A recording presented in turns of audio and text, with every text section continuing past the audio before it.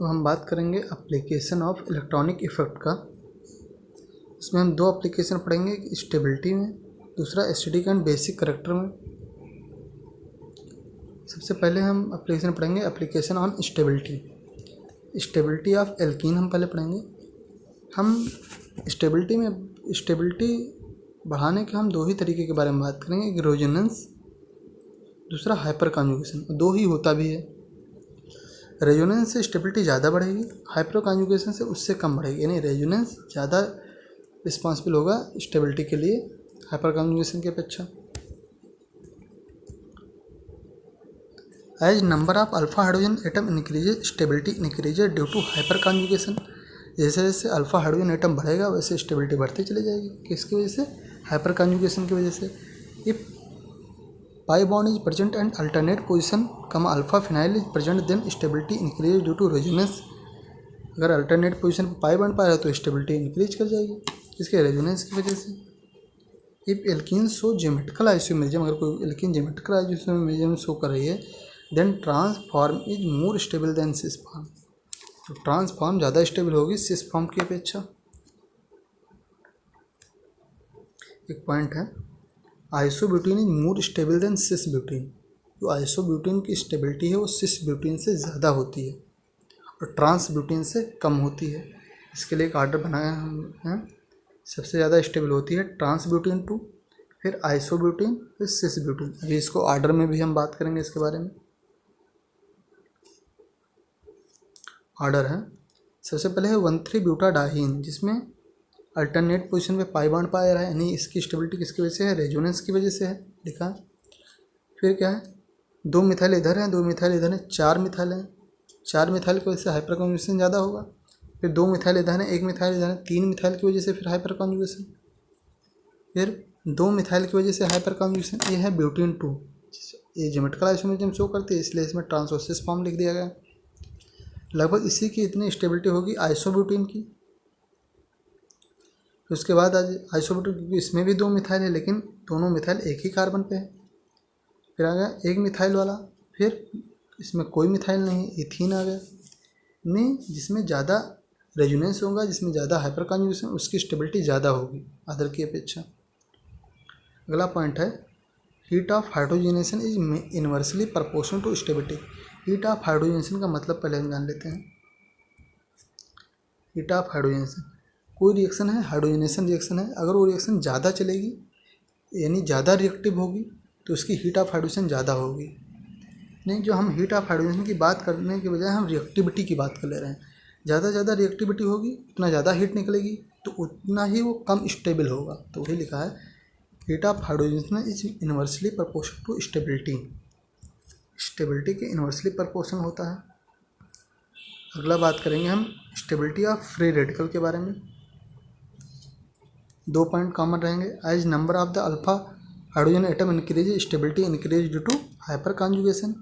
If pi bond is present at the alternate position then stability, या R alpha phenyl is present then stability increases due to resonance. Order देखना है सही से।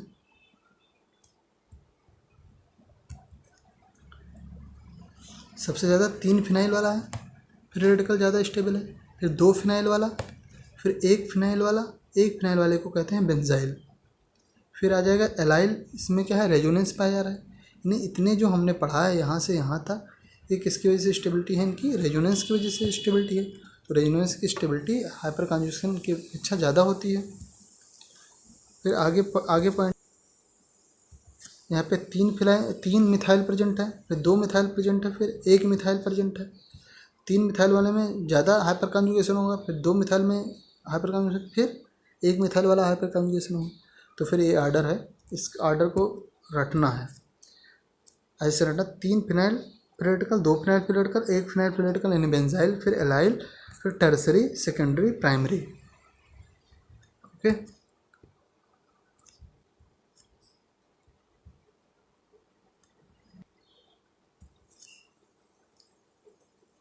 If free electron और charge, या free electron या charge and pi bond are present at the same carbon then it is least stable. अगर कह रहे हैं पाई बॉन्ड या लोन पेयर या फिर चार्ज हो, अगर एक ही एटम में पाया जा रहा है तो उसकी स्टेबिलिटी कम हो जाएगी, डिक्रीज कर जाएगी। जैसे इस ऑर्डर में अभी बात करेंगे, इसमें क्या है, 1 पाई बॉन्ड 2 3 4, एक पहले इसमें ज़्यादा रेजोनेंस होगा। इसमें 1 पाई बॉन्ड है, एक क्या नाम फ्री रेडिकल है, तो इसमें भी रेजोनेंस होगा। रेजोनेंस के साथ साथ इसमें क्या होगा, हाइपर कॉन्जुगेशन होगा, क्योंकि अगर हम फ्री रेडिकल को as a functional group treat करेंगे,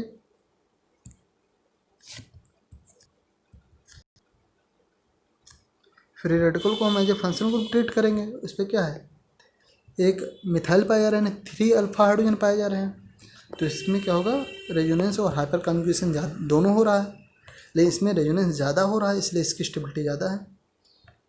फिर इसकी स्टेबिलिटी आ जाएगी, इसमें केवल रेजोनेंस हो रहा है, फिर इसकी स्टेबिलिटी, इसमें कुछ नहीं हो रहा है। क्यों? क्योंकि डबल बॉन्ड और फ्री रेडिकल यानी एक इलेक्ट्रॉन एक ही एटम पे पाए जा रहे हैं, इसलिए इसकी स्टेबिलिटी क्या गई, डिक्रीज कर गई। डबल बॉन्ड वाले पोजीशन को विनाइलिक पोजीशन कहते हैं। डबल बॉन्ड को छोड़ के अगर दूसरा पोजीशन होता है उसे एलाइलिक पोजीशन कहते हैं। तो एलाइलिक पोजीशन पे क्या होता है, रेजोनेंस पाया जाता है, जबकि विनाइलिक पोजीशन पे रेजोनेंस नहीं पाया जाता है।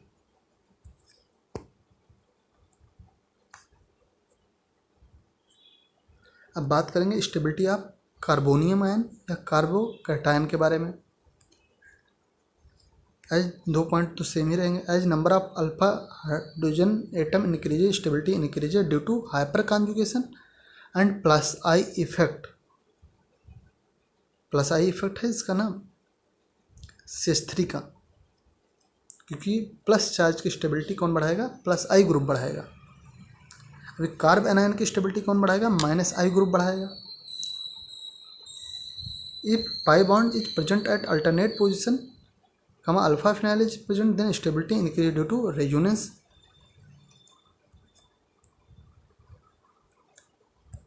इसमें एक पॉइंट है, benzyl, allyl and tertiary ion have almost same stability but tertiary more stable, क्योंकि टर्सरी सबसे ज़्यादा स्टेबल है। कहते हैं कि बेंजाइल हो गया, एलाइल हो गया, टर्सरी जो कार्बोनियम हो गया, वो लगभग सेम स्टेबिलिटी रखते हैं, लेकिन इन तीनों में अगर बात करें तो टर्सरी की स्टेबिलिटी ज़्यादा होती है, इसलिए भी ऑर्डर में इसके कुछ चेंज आ जाएगा। इसमें ऑर्डर है 3 फिनाइल फिर 2 फिनाइल। यहाँ पे एक फिनाइल वाला नहीं है, एक फिनाइल वाला क्या होगा, बेंजाइल हो जाता, यहाँ पे आता तो, लेकिन बेंजाइल चला जाएगा पीछे, टर्सरी यहाँ पे आ जाएगा, ठीक है नहीं। तो यहाँ पे टर्सरी हो गया, फिर बेंजाइल आ गया, फिर एलाइल आ गया, है ना, फिर सेकेंडरी प्राइमरी। इसका ऑर्डर थोड़ा डिफरेंट है, क्योंकि टर्सरी यहाँ था, यहाँ से उठ के यहाँ आ गया है। ओके, यानी plus R group plus I group increases stability of positive charge. करें प्लस आर ग्रुप या प्लस आई ग्रुप अगर लगा है तो स्टेबिलिटी पॉजिटिव चार्ज की बढ़ा देगा, लेकिन अगर माइनस आई ग्रुप लगा है तो स्टेबिलिटी को घटा देगा, जो कि इसमें लिखा नहीं है, लेकिन तुम्हें अपने आप अंदर समझना है, क्योंकि प्लस का अपोजिट माइनस होगा।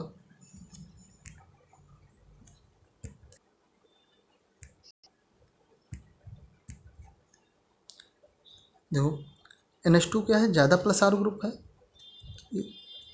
फिर उसके बाद OH है, उसके बाद कोई ग्रुप नहीं। NO2 क्या है, माइनस आर ग्रुप है।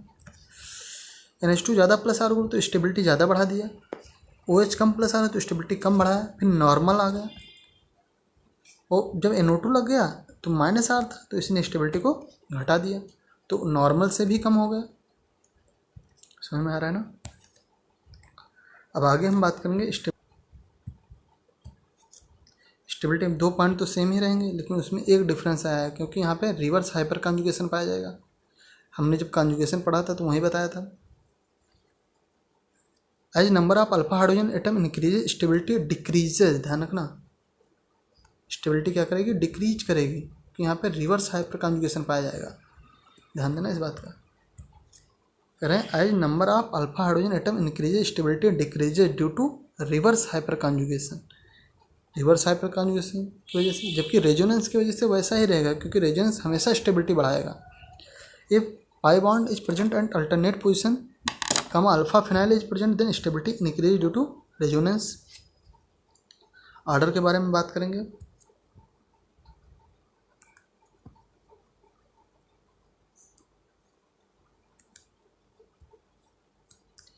देखना 3 फिनाइल 2 फिनाइल 1 फिनाइल फिर एलाइल, ये रेजोनेंस वाले थे, तो रेजोनेंस की वजह से स्टेबिलिटी तो वैसे बढ़ेगी, लेकिन जो हाइपर कॉन्जुगेशन था उसका उल्टा हो जाएगा। सबसे पहले टर्सरी था, फिर सेकेंडरी था, फिर प्राइमरी था। अब की बार प्राइमरी सेकेंडरी फिर टर्सरी हो जाएगा।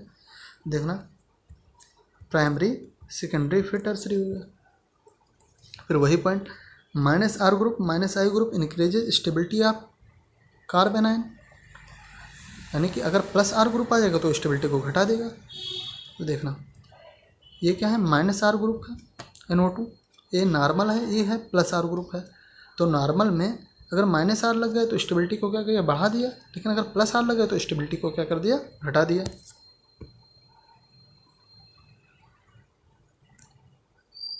Stability of carbocation carbanion with multiple bond, multiple bond वाले में बात करेंगे।